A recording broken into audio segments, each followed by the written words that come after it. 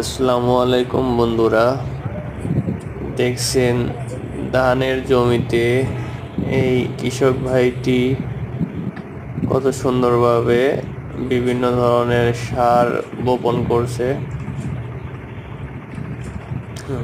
যা এই জমিকে এই ধান চাষে সহযোগিতা করবে, দ্রুত প্রজনন ঘটাবে। হ্যাঁ।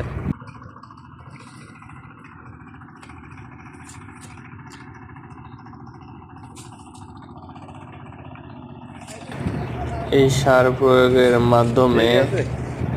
ধান সঠিকভাবে বৃদ্ধি পাবে, সঠিক ফলন দিবে।